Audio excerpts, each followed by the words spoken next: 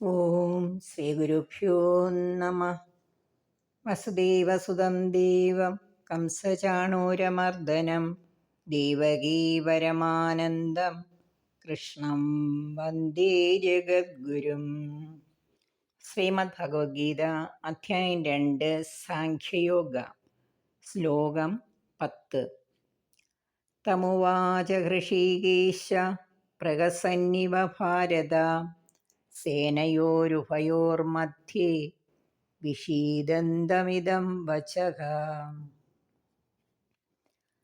തം ഉവാച ഹൃഷീകേശ പ്രഹസൻ ഇവ ഭാരത സേനയോർ ഉഭയോർ മധ്യേ വിഷീദന്തം ഇദം വചഃ.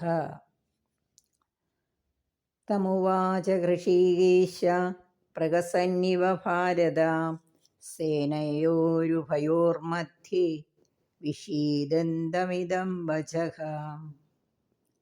ഭരതവംശജനായ ഹേ ധൃതരാഷ്ട്ര മഹാരാജാവേ, ഇരു സൈന്യങ്ങളുടെയും മധ്യത്തിൽ വിഷാദവിവശനായിരിക്കുന്ന അർജുനനോട് ശ്രീകൃഷ്ണൻ പുഞ്ചിരിച്ചുകൊണ്ടെന്നതുപോലെ ഇപ്രകാരം പറഞ്ഞു. ശ്ലോകം 11. ശ്രീ ഭഗവാനുവാച അസൂച്യാനന്വസൂചസ്ത്വം പ്രജ്ഞാവാദാം ച ഭാഷസേ ഗിതാസൂന ഗിതാസൂംശ നാനുശോചന്തി പണ്ഡിതാഃ. അസൂച്യാൻ അന്വസോചസ്ത്വം പ്രജ്ഞാ വാദാംശ ഭാഷസേ ഗിതാസൂൻ അഗിതാസൂം ച നാൻ അനുശോചന്തി പണ്ഡിതാഃ. ശ്രീ ഭഗവാനുവാച അസൂച്യാനന്വസൂചസ്ത്വം പ്രജ്ഞാവാദാം ച ഭാഷസേ ഗിതാസൂന ഗിതാസൂംശ നാനുശോചന്തി പണ്ഡിതാഃ. ശ്രീ ഭഗവാൻ പറഞ്ഞു, അർജുന, നീ ദുഃഖിക്കാൻ പാടില്ലാത്തവരെക്കുറിച്ച് ദുഃഖിക്കുന്നു, പണ്ഡിതന്മാരെ പോലെ സംസാരിക്കുകയും ചെയ്യുന്നു. പക്ഷേ യഥാർത്ഥ പണ്ഡിതന്മാർ മരിച്ചവരെക്കുറിച്ചോ ജീവിച്ചിരിക്കുന്നവരെക്കുറിച്ചോ ചിന്തിച്ച് ദുഃഖിക്കുകയില്ല. ശ്ലോകം 12. നത്വേവാഹം ജാതുനാസം നത്വം നേമേ ജനാധിപാഃ ന ചൈവ ന ഭവിഷ്യാമ സർവേ വയമതഃ പരം. ന ത്വം വാഹം ജാതു ന ആസം ന ത്വം നേമേ ജനാധിപാ ന ചൈവ ന ഭവിഷ്യാമ സർവേ വയമതഃ പരം.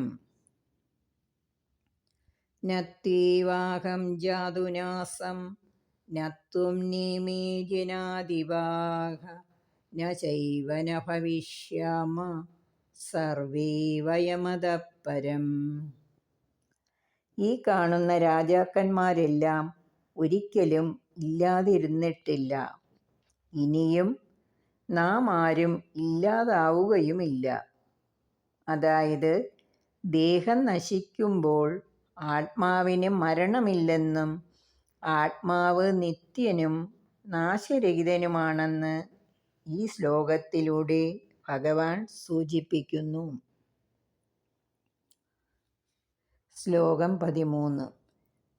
ദേഹിനോസ്മിൻ യഥാ ദേഹി കൗമാരം യൗവനം ജരാ തഥാ ദേഹാന്തരപ്രാപ്തിഃ ധീരസ്തത്ര ന മുഹ്യതി. ദേഹിനഃ അസ്മിൻ യഥാ ദേഹേ കൗമാരം യൗവനം ജരാ തഥാ ദേഹാന്തരപ്രാപ്തിഃ ധീരഃ തത്ര ന മുഹ്യതി.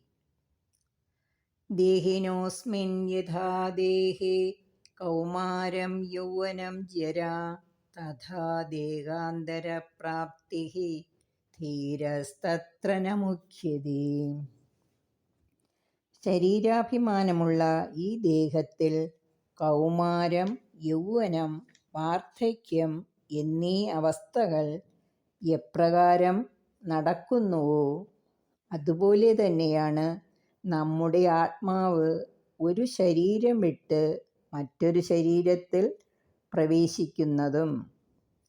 അറിവുള്ളവരായ ധീരന്മാർ ഈ മാറ്റത്തിൽ പരിഭ്രമിക്കുന്നില്ല. ഹരി ഓം.